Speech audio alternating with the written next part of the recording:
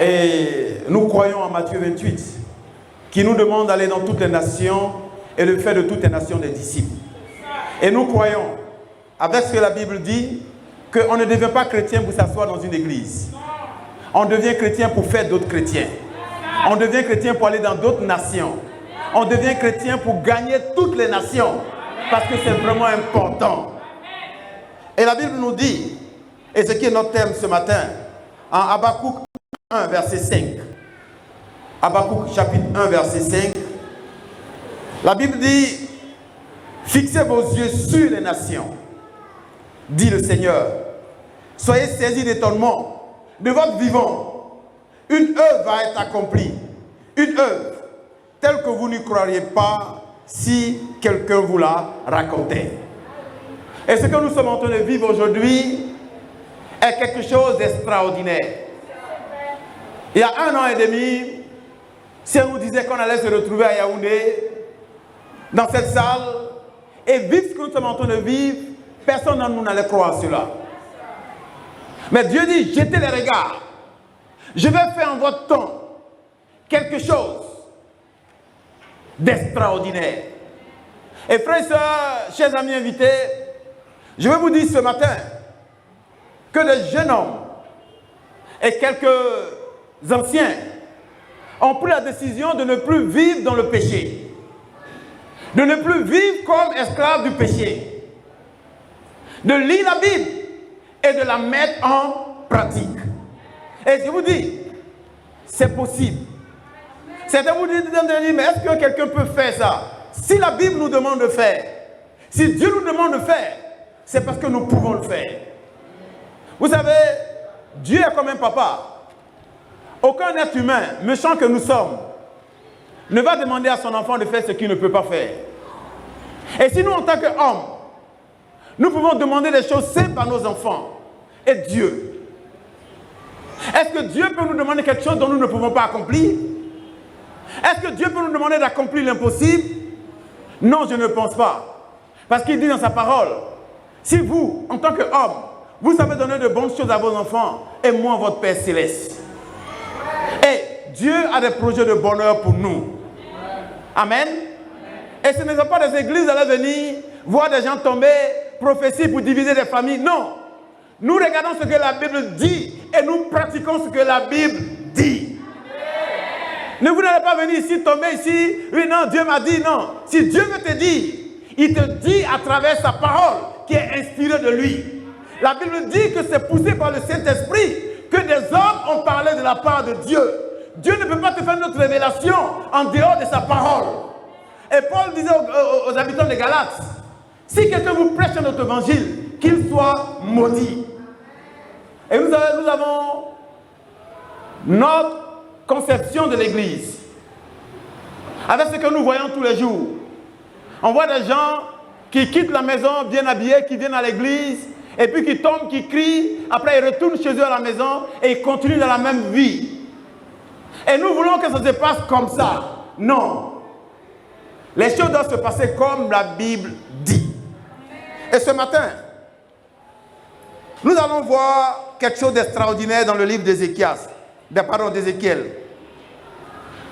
Ézéchiel est un prophète, mais qui a écrit un livre souvent même difficile de comprendre.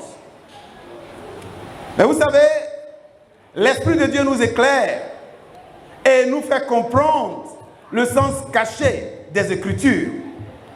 Allons-y en Ézéchiel 47, à partir du verset 1. Vous allez voir pourquoi est-ce qu'on doit jeter les regards sur les nations. Ézéchiel 47, à partir du verset 1.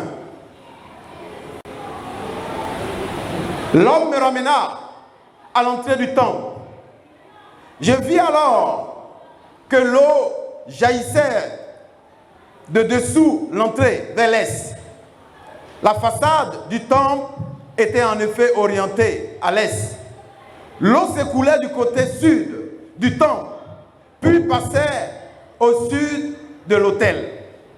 L'homme me fit sortir du temple par le porche nord et m'en fit contourner l'extérieur jusqu'aux poches orientales. L'eau se coulait au sud de ce poche. Il s'avança vers l'est. Il tenait un cordeau à la main avec lequel il compta 1000 mesures dans cette direction. Puis, il me fit traverser l'eau. Et l'eau m'arrivait aux chevilles. La Bible parle ici de temps. Et de l'eau qui coule sous la porte du temple. Et l'eau est une bénédiction. L'eau est source de vie. L'eau purifie par le baptême.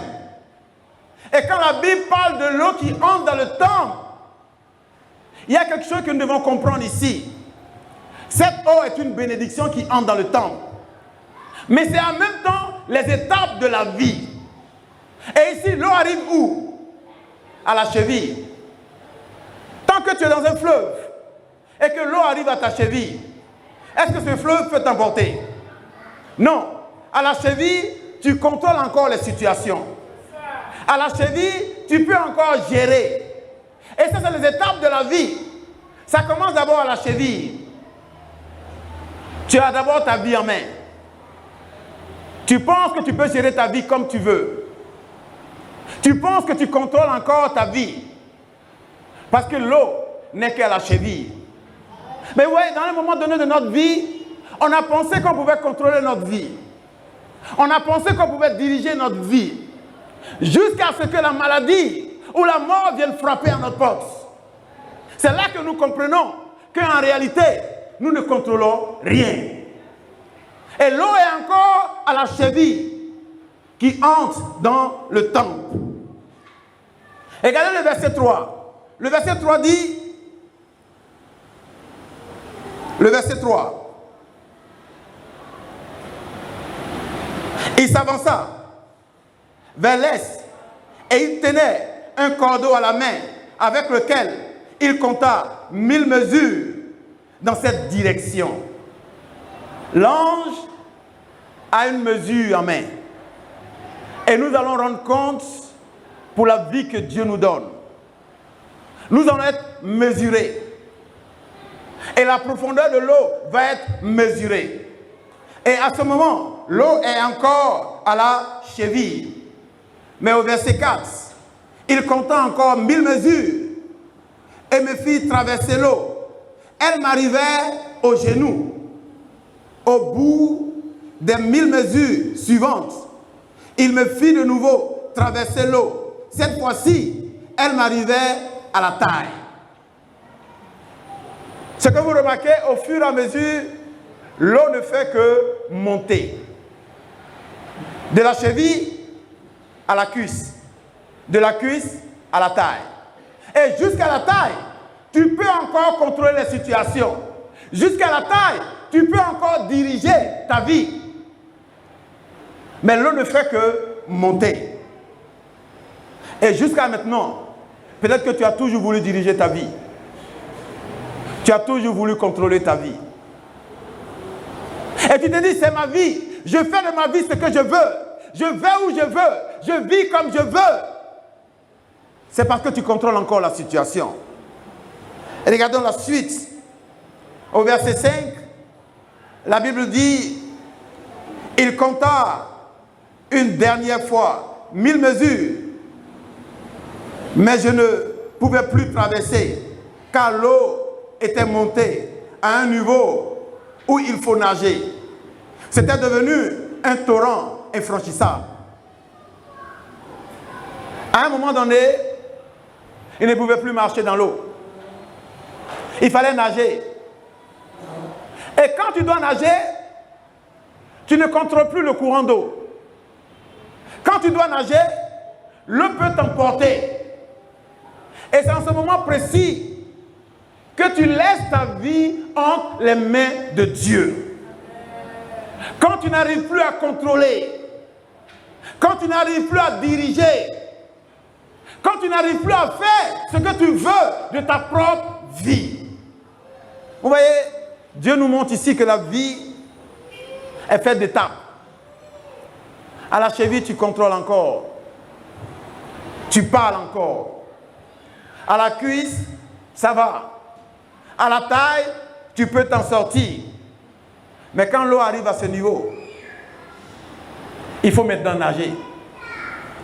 Et même quand tu sais nager, quand le courant est trop fort, le courant peut t'emporter. Et c'est aussi des mesures de ton engagement. Quand tu commences, ce n'est qu'à la cheville. Ton engagement n'est pas aussi poussé. Mais au fur et à mesure que tu avances avec ton Dieu, ton engagement doit aussi monter. Jusqu'à un moment où tu ne peux plus contrôler. Jusqu'à un moment où tu mets tout entre les mains de ton Dieu. Ce matin, est-ce que tu es venu ici pour contrôler ta vie? Ou tu es venu parce que tu sais que Dieu est au contrôle de ta vie? Oui, nous avons décidé de ne plus diriger notre vie nous-mêmes parce que nous ne pouvons pas. Nous avons décidé de mettre notre vie entre les mains de Dieu. Parce qu'il est le Dieu, il est le grand Dieu. Il a notre souffle de vie entre ses mains. Tout dépend de lui. Mais notre marche avec Dieu est une vie d'engagement. On ne vient pas à Dieu parce qu'on veut contrôler la situation. On ne vient pas à Dieu pour donner ses conditions. On ne vient pas à Dieu pour ce qu'on pense. On vient à Dieu pour être transformé. Et ce matin, peut-être que tu es venu par curiosité. Je vais voir. Mais certains sont venus comme toi et ils n'ont plus l'engagement d'étudier la Bible. Et ils sont devenus disciples. Parce que l'amour du Christ nous domine. L'amour du Christ nous contrôle. Parce que nous sommes des instruments entre ses mains. Et maintenant, cette eau est devenue un fleuve. Regardez ce que la Bible dit au verset 7. Au verset 7, d'abord le verset 6, il me dit, tu as bien regardé, toi, l'homme. Il m'amena un moment à l'écart, puis me ramena au bord du torrent. J'ai constaté alors qu'il y avait de très nombreux arbres sur chaque rive. L'homme me dit, ce torrent se dirige vers l'est du pays. Il descend la vallée du Jourdain et débouche dans la mer morte. Lorsqu'il parvient à la mer, il renouvelle l'eau qui devient saine. Cette eau est devenue un torrent qui se dirige vers la mer. Et quand cette eau touche la mer, cette eau purifie la mer. Mais au bord, il y a des arbres. Et cette eau, laissez-moi vous faire cette révélation ce matin. Cette eau, c'est la parole de Dieu. Amen. Quand cette parole de Dieu arrive dans un pays, ça purifie les cœurs. Amen. Quand cette parole arrive dans une nation, ça purifie les vies. Et cette parole, cette eau est arrivée au Cameroun. Et combien de vies ont été transformées? Combien de vies ont été purifiées? Cette eau est une puissance. Et Jésus a dit à cette femme samaritaine, je suis l'eau vive. Celui qui me boit n'aura plus jamais soif. Et quand cette eau entre dans ta vie, tu n'es plus jamais la même personne. Quand cette eau touche ta vie, tu es transformé. Et même ceux qui sont autour de toi sont étonnés. Ils se disent, mais qu'est-ce qui se passe? Il n'était pas comme ça avant. Parce que la parole de Dieu est entrée dans ton cœur. Parce que la parole de Dieu, qui est cette eau, t'a purifié. Amen. Cette eau est une puissance. Et on peut continuer. Ça renouvelle la mer. Et au verset 10, alors, depuis Engedi jusqu'à en Eglaïm, il aura des pêcheurs qui mettront leurs filets à sécher sur les bords de la mer. On y trouvera autant d'espèces de poissons que dans la mer Méditerranée. Dans cette eau, il y aura des poissons de toute espèce. Et cette eau représente aussi le royaume de Dieu. Dans le royaume de Dieu, il y a aujourd'hui des gens de toutes les nations. Et vous avez des Chinois, des disciples. Nous avons l'Église chrétienne internationale en Chine.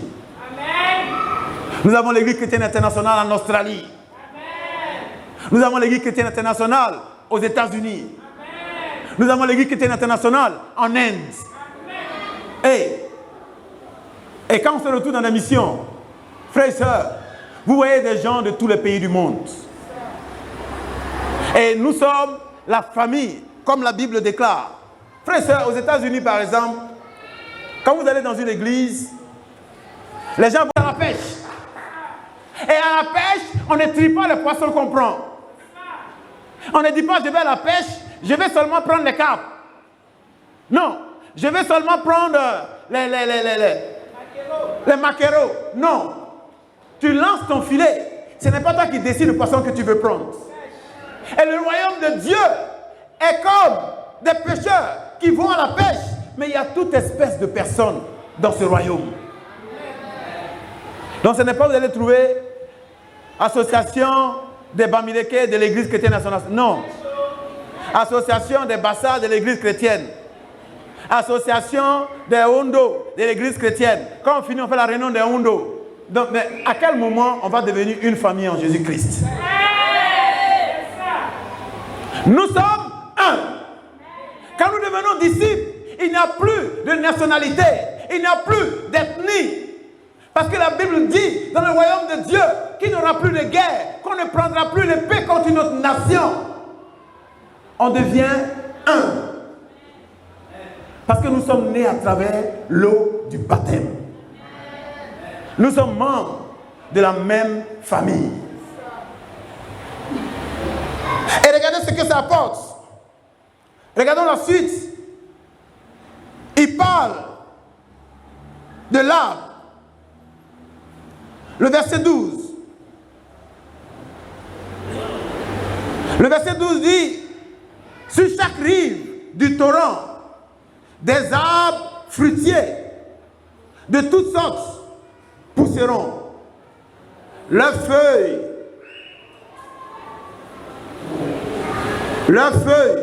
ne flétrira jamais et ils produiront sans cesse des fruits.